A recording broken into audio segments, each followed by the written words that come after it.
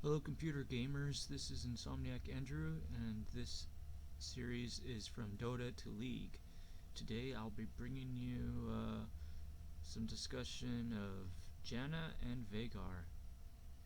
So Janna being the one that is a wind champion, she actually reminds me of Kaguya in a way from Inuyasha, the TV show, but of course wait, what did I say? I think her name is Kagura, right? Did I say Kaguya? I don't know. I'm pretty sure her name is Kagura, yeah. Anyway, she's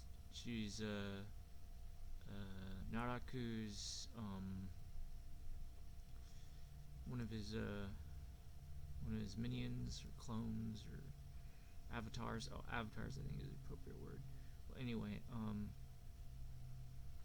but Janna is actually, she's nowhere near as cool looking, but she's still a strong champion. And then we're gonna go over Veigar, which reminds me a lot of the Final Fantasy IX character, Vivi, right? He's a little black mage. This guy also has black magic. I guess he's, well, in this case, it's a bit different, but his appearance is like exactly like it. And of course, he's got like a squeaky voice, which you could imagine that Vivi has. Other than that, I guess they're not too similar, but the appearance is just dead on. He just looks so much like the Black Mage from Final Fantasy IX. Anyways, so we're gonna go over those two champions today. Now, I only played Janna like a couple of times this week. I might play her a bit more. I went ahead and bought her just because she only costs 1350 IP, and I wanted to buy Veigar as well anyway, as well as Cho'Gath. So I got all three of those. So I have to save up again if I want to get Ezreal or Shyvana or somebody else. I think I'll probably get Ezreal next and then Shyvana, but we'll see. Anyway, for now, looking at Janna's abilities, I don't understand them fully, but I do know as far as buffing her up, like the main things you want to get are like movement speed and ability power. So it's not too hard to get that stuff. She's got some pretty decent items in her recommended as it is, I do believe. Like she's got this chaser item which gives movement speed and ability power, twin shadows, which is really good. But I'm a little bit disappointed that she doesn't have ardent sensor in her suggested or recommended ability items list. Anyways, I built that too. It also gives something powerful to her. It doesn't give her any movement speed, but it lets her give her allies some extra attack speed, which on her is quite good, because, well, let's discuss what she does. Well, her shield is a bit different from other champions' shields. So of course you can cast it on allies as you might expect. That's fine. Oh, and it can also cast on herself. What it does, besides shielding them, is increasing their attack damage. So that's all it does. And the attack damage value is a flat amount. I believe the shield protection might scale with the level. It probably does. I don't know. Even if it doesn't scale at all, it's still really nice, because obviously the attack damage will scale with your allies' attack speed or your own attack speed if you decide to build that on yourself. But anyways, yeah, not too shabby at all. Just some raw boost to their damage. Bonus damage is what it is. So it's not anything unusual, like it's not Ancient Apparitions, magic damage added to the basic attack thing. It's not like that. It's actually being added to the damage. So that's pretty cool. It's a little bit like Vengeful Spirit's aura in a way, except that aura does not actually help her allies survive, other than making the enemy want to kill her, so that way they don't have to deal with the aura. Although the funny thing is Ice Frog decided to buff her and make it so that the aura still is a negative damage all around whoever killed her, which is very interesting. But that's what else is this like? Not much else really. Okay, moving on. So that is her third ability. Let's go over her second one, because her second one is what really makes her strong as far as I can tell. Yeah. Okay, so what does her second ability do? It increases her movement speed by a ton. It's passive, and then it has an active component as well, which is basically a tornado. So think of like Invoker's tornado. It's like that, only of course I don't think it does as much damage, although I think you can get the damage to scale with the level. But it doesn't have them up in the air for very long, of course, but then it does slow them down.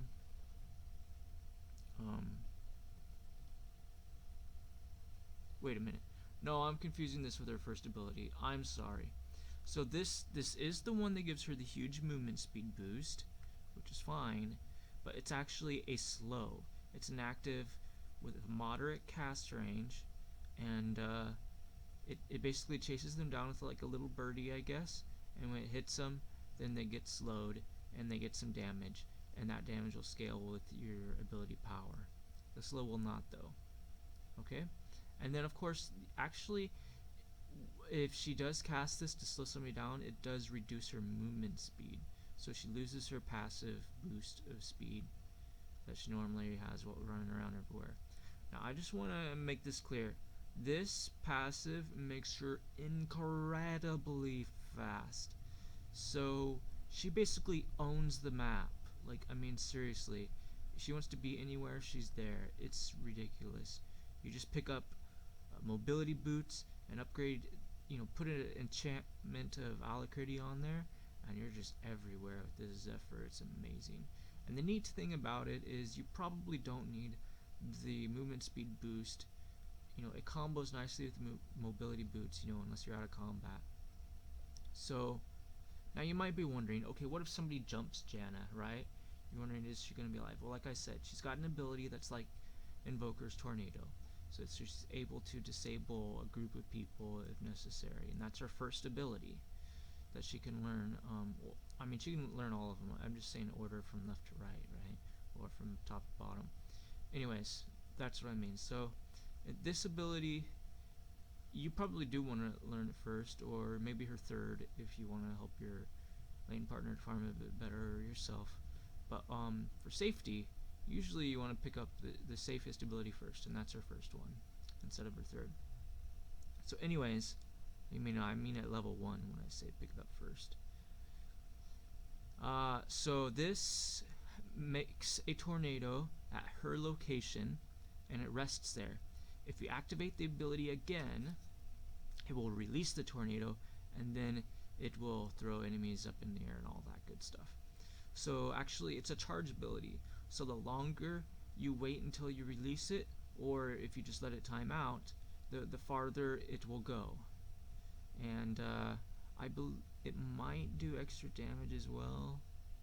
I'm not sure. But at any rate, I do believe all that scales with the ability power. And actually, one thing that's curious is that her passive on her second ability, that also increases with ability power. So she gets more movement speed as she builds up ability power. So just like Kale's heal, her second skill also increases movement speed with ability power. So you definitely want to be building that on her, because it really helps her on the map a lot harder. So anyways, moving on.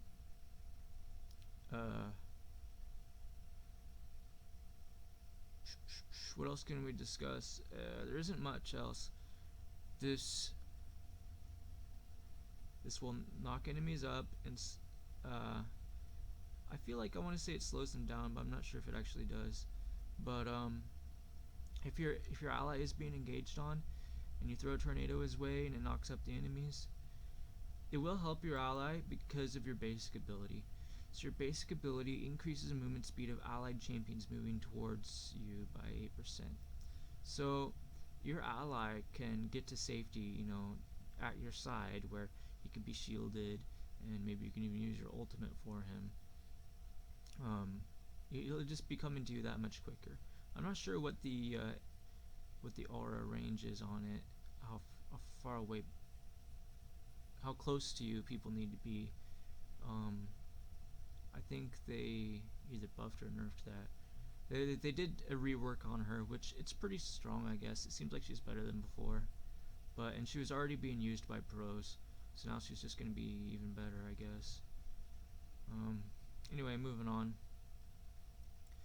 So her ultimate seems to be a very defensive ability.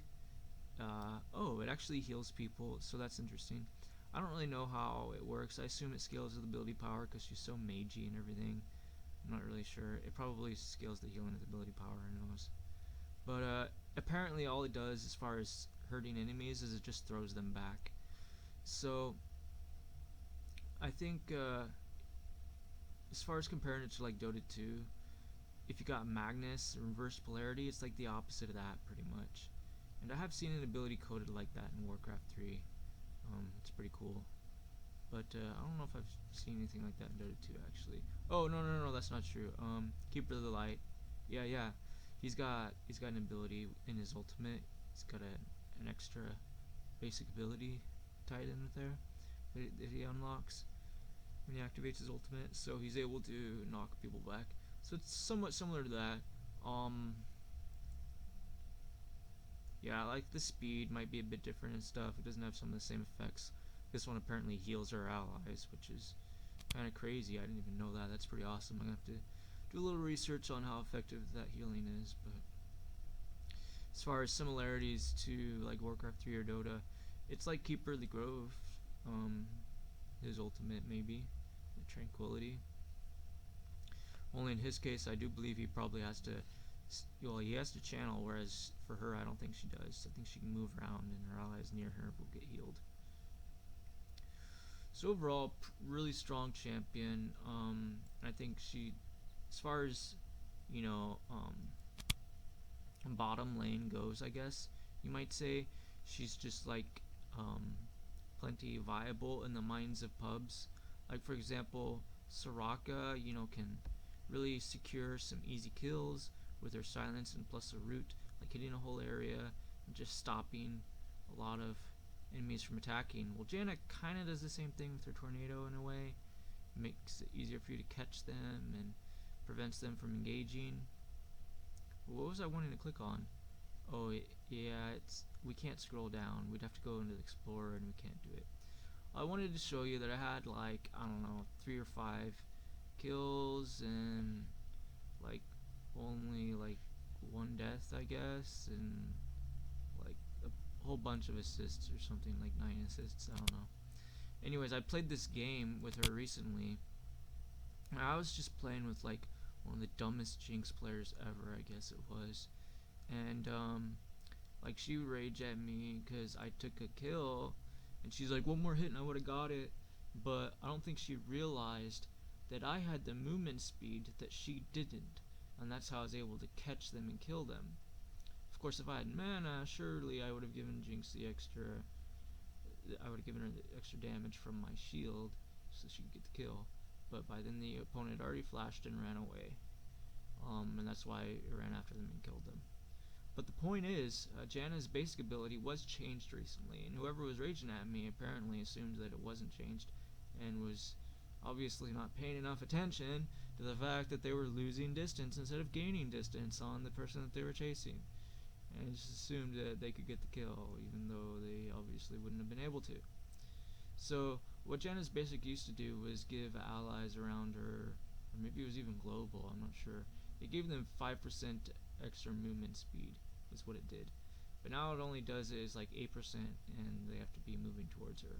So it's quite a bit more balanced. The value itself has increased, but it's not like as OP. In other words, like her lane partner isn't going to be a super awesome chaser like my Jinx assumed she was, and just was like raging for no real reason because she doesn't know how to read patch notes. But anyways, whatever, moving on. So the other champion we wanted to go over got a rework this patch, and it was Veigar. So also there's another one, Mordekaiser, but we already discussed him, and to be honest, I didn't know a whole lot about him anyway, and I'm not sure the changes are very important. If I did own him, I would definitely be a lot more aware of how he's been changed, but it doesn't matter that much. So moving on to Veigar. I really like Veigar a lot, because like I said, I really like Final Fantasy IX because it reminds me of that. It's actually my favorite Final Fantasy game. So he holds a special place in my heart, but I never got around to buying him because I just thought he was too weak. His scaling was pretty bad. But now they've improved that. So what do we mean by that? His first ability is the main thing that got changed. So what's different? Let me drink some water and I'll tell you.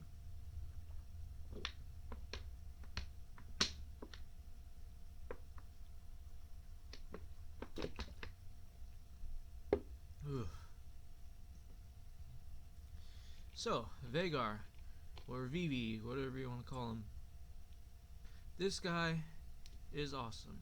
Okay, first off, actually, let's go back to his basic ability. His basic ability makes sure he basically never runs out of mana.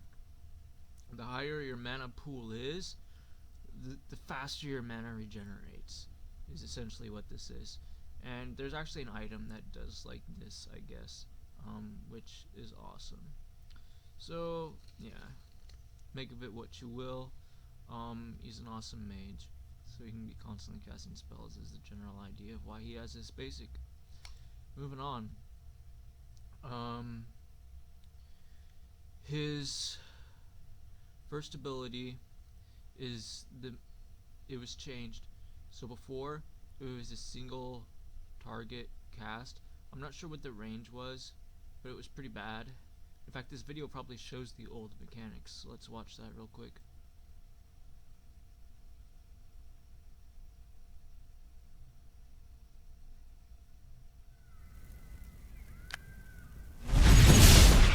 Okay, never mind. Well, the description down here is still the old, what it did. So what it used to do is it just, you could only click on like the first guy. Like, you would definitely not have the range to click on the guy in the middle row or in the back. No way, it doesn't have that long of range. It's more like, I think you could cast it like maybe to here. I don't, for sure here. I don't think as far as here or here for sure. I feel like, I could be wrong, but it really doesn't have very good range, whatever the case. Yeah, maybe it could go as far as here, I'm not sure. But it's certainly, like, now you can hit that second guy way back there and the guy in the front. So it's got a really good range. Of course, you're not hitting the guys way back there. You have to move here to reach them. So it doesn't have absolutely insane range, but it's really nice range regardless. It hits 2 units rather than 1, of course. You do have to aim it, but other than that, it's pretty much the same. You're still getting ability power for everything you kill with this ability. Unfortunately, it's not like Sand King's Caustic Finale. If it was, it would be really broken, because then you could just cast this while your dark matter is landing and just bam, you know what I'm saying? Of course, Caustic Finale was buffed significantly, like the duration of the buff and all that was increased a lot. But like before, it was like 0.2 seconds or something, and then it was increased to like 1 or 2 seconds, and then they're like, screw that, let's increase it to like 8 seconds or whatever, and like, oh wow, so now it's really awesome. And people still don't level up Caustic Finale, but like, just 1 point's good, or they don't even get 1 point sometimes. It's like, what you're doing with your life, guys? You suck at Dota, right?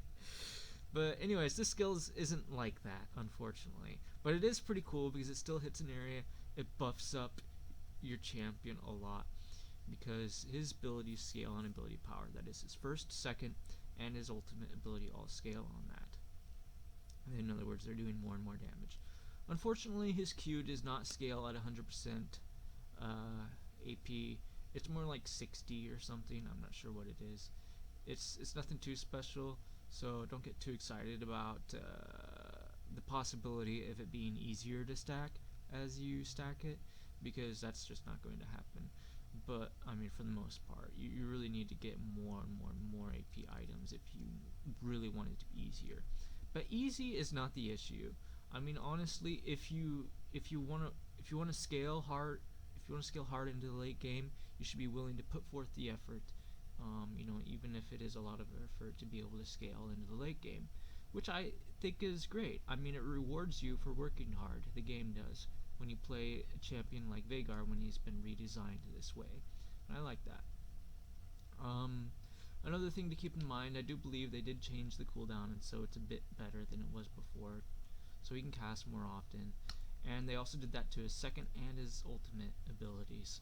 So all those cooldowns for his damages, they're all been improved, which just makes him put out more damage, just like other champions, who just do a lot of right clicking and stuff.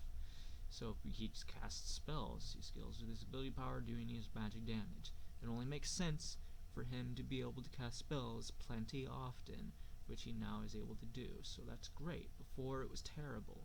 And now his ability power will increase double the value what it was doing before, which is great. It won't necessarily be exactly double. Like, for example, if there's an enemy champion that isn't going to take enough damage for you to kill him with your first ability, you can just walk in front and block for the minions to prevent you from getting that last hit on that minion. Or I mean, you won't get two, maybe, right? So there's that. Another thing is he might kind of zone you out by damaging you and stuff. And that's another thing we want to talk about, is that he's too squishy right now for a lot of players to be able to play around his new style, or even his old style, to be honest. But I came up with an idea that worked rather well. So what I've been doing with Veigar, sorry. Oh, I didn't officialize it in an item build yet, did I? But essentially what I do is I grab like things like Abyssal Scepter, it gives me a lot of magic resist. I don't think I specifically grabbed that though, come to think of it. Wait a minute, what's going on here? Oh, there we go. Okay, so like Banshee's Veil is really good because he is a guy that people are going to single out and they want to kill him. So it'll block a certain spell. Now, a Spectre's Cowl will go into that, and it boosts your health regen a lot. You actually already have pretty nice health regen, I want to say. Like, it's not absolutely horrible or anything. So if you do get attacked once, somebody harasses you with a spell or something, then you will get a really good lot of health regen from this item. It's just a really good item in general, so to be able to build it on him is great. I would say it's not a bad idea, because then you have tons of sustain, so you can stay in lane, and then you can keep on farming up your AP. So I'd say this can effectively buy you more ability power than an actual ability power item, any ability power item. So for that reason, I would say you should definitely get this item for him early on. It's one of the best. Or if you prefer, if you are going the spell vamp route, then you should probably pick up this one instead. Just because at the end game it does give you the same health regen. It does give you 50 less health, but it does give you some 10% CDR, which you might find valuable on him. If you don't, then it's whatever. But it also increases the spell vamp effect. So that's pretty helpful, actually. So keep that in mind. His spell vamp is pretty bad because his first two abilities, it used to be just his second one, but now his first one as well, are area of effect. So I wouldn't recommend relying on spell vamp, but if you want to, you can. But you're not going to get much out of it, because both of these, the heal that you get is going to be reduced by 1/3 on each of the units there. So you will have to hit like 3 units, in other words, which you can't do with your first ability for it to be as good, as somebody who just hits 1 unit with it. So if you do hit 1 unit, that's only 1/3 of the damage, right? And if you hit 2, it's 2/3. Of what you get healed, right? So it's really puny, the effects, honestly. And then, I mean, that's from the lifesteal. The lifesteal value itself is only going to be like 12% if you've got 1,200 gold to spend, right? So it's pretty bad. But if you do have some spell vamp quintessences, then it could definitely pay off. Then yeah, go ahead and pick up your Spirit Visage, because in all that extra spell vamp, it'll come in handy. It boosts the spell vamp by 20% value. That's pretty good. It's not stacking additively, obviously, it's multiplicatively, but it's still pretty good. So for example, if you were getting 100 healing from your spell vamp, which would be a lot, if you were, then you'd get 120 healed instead. That's how that works. So it's all right. Nothing amazing really. If you were getting healed by 20, then instead you get healed by 24. Yeah. So that's with a much smaller number. It gives you an idea how that works. So the dark matter does increase your damage with ability power at a much better ratio than the first ability, and it hits way more than 2 units. It's a moderate sized AoE, but it has a pretty big delay, and it's pretty obvious to the opponents when you're casting it. But you can set it up with your allies' abilities, or you could just cast it on yourself if a melee wants to jump you, obviously. Also, you can combo it with your stun. His stun is really good. Also, they changed it though and nerfed it basically. It's still pretty good. They made it so it's not an instant stun. For he could just cast it and just bam, somebody be immediately stunned, which was totally lame because it is a huge area. Like, it's actually a ring. So in the middle, actually, they don't get stunned, and on the out, they don't. But if they bump into the wall, then they're going to get stunned. So it's still huge. It's a huge ring, really. So there's a lot of space that it covers. So it's really effective, as you might imagine. So instant stun was just way too oppressive. It was ridiculous. So I'm glad they nerfed it, because that allows you to take advantage of being able to predict how you can cast it and it working, or how you can play against it and get work around it. So like, there's a purple ring that shows up, but then like the pillars do not show up until the stun happens. That's kind of how it works, and it's 3/4 of a second is how long the delay is. So it's fine. Yeah, it works good, I'd say. And of course, nothing with its skills or anything other than, obviously, like one stun, you're able to follow up with like a whole combo of casting 3 spells on them is fine. It's pretty nice. Anyways, moving on. So, and then his ultimate, it's actually an anti-mage ultimate. In other words, well, it's not the same thing as anti-mage's ultimate, because it doesn't care about how much mana the opponent has, but instead it cares about how much ability power they have. So the more ability power they have, the more damage it does. Also, it just does a lot of magic damage on itself, and it scales with your own ability power. So it will get stronger with your first ability, and this means that Veigar really doesn't have anything to fear from high ability power enemies, as long as he's got his ultimate ready to nuke him with. It's going to hit him pretty darn hard, so keep that in mind. If somebody does have a high amount of ability power, they should hope that they don't have a lot of magic resist, that's for sure. And that just makes the items that I suggested before that much more valuable as Veigar, because you have an ultimate that does a lot of damage against mages. Why not build an item that gives you a lot of defense against them too? Each of those, I believe, gives 55 magic resist, in addition to the other stats they give. Banshee's Veil and Spirit Visage would both be pretty good on him.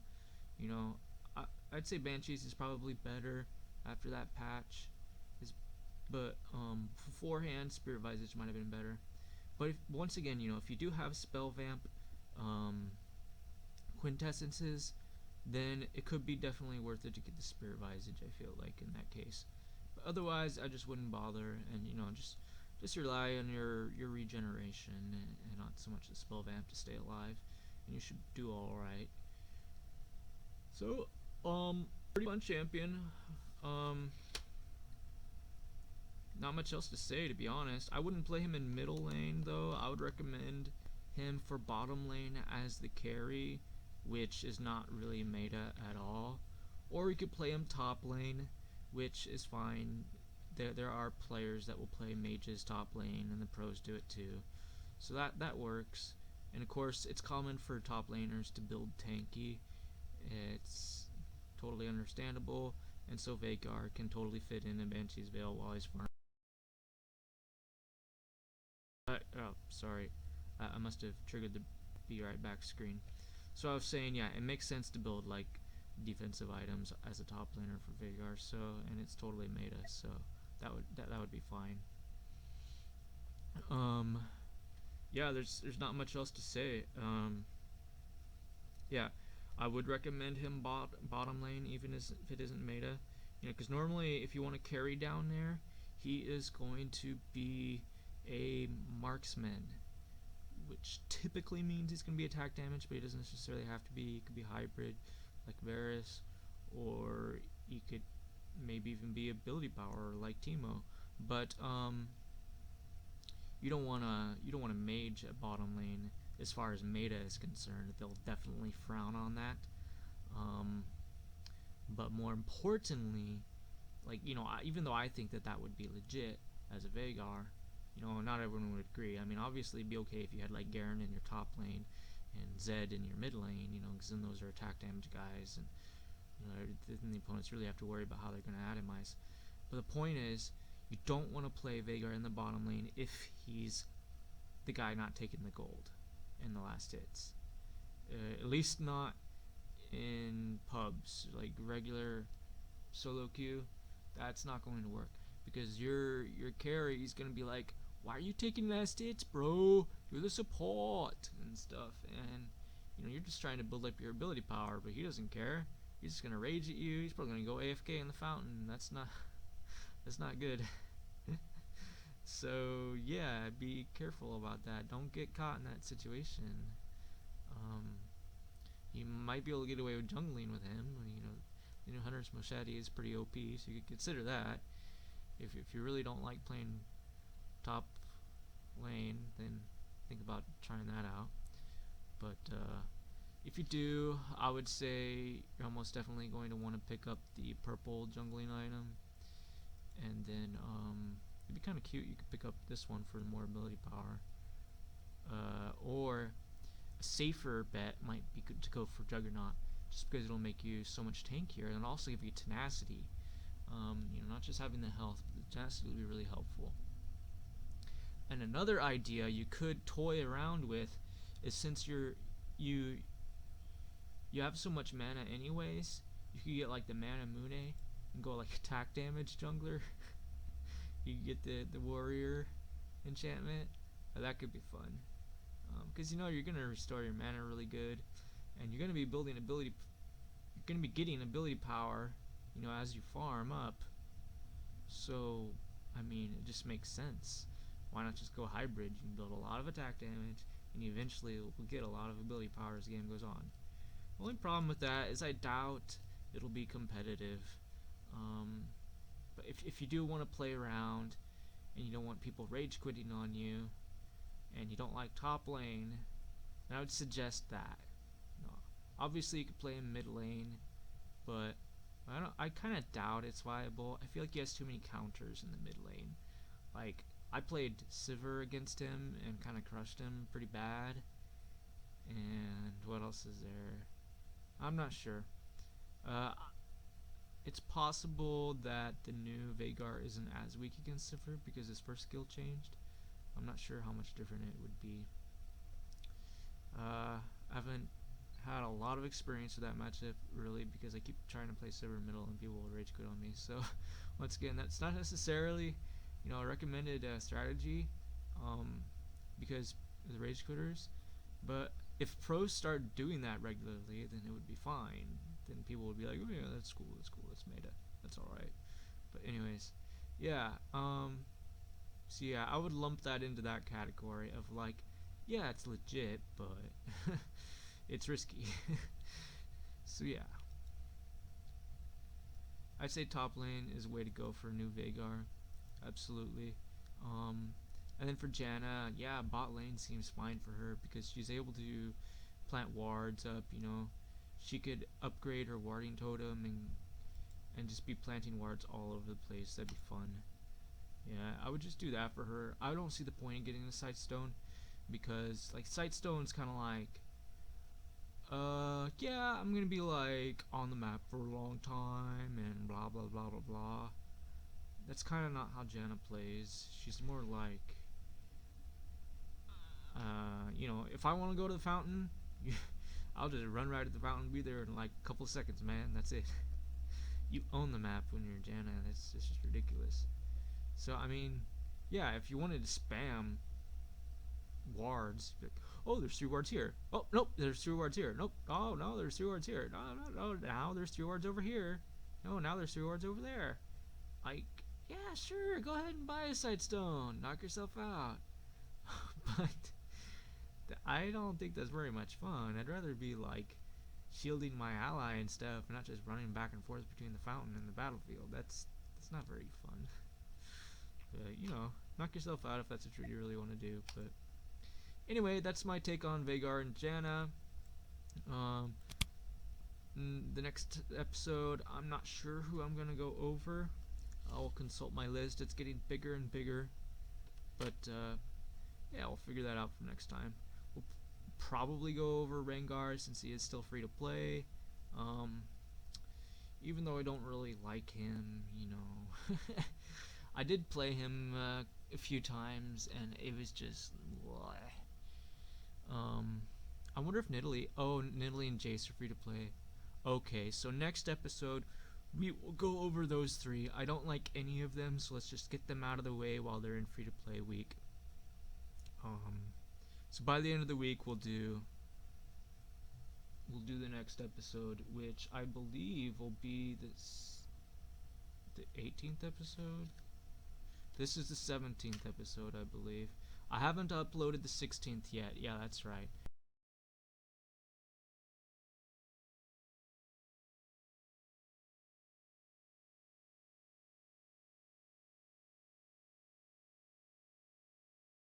We'll be going over Jace, Nidalee, and Rengar. Some of the, these 2 are quite ferocious when provoked, and I'm not exactly sure what his deal is. Let's look at his lore.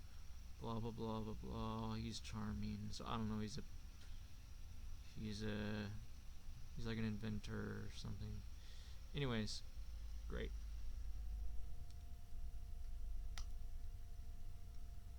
So we'll talk about the inventor and the 2 ferocious creatures on the next episode. Alright guys, hope you enjoyed it and see you next time.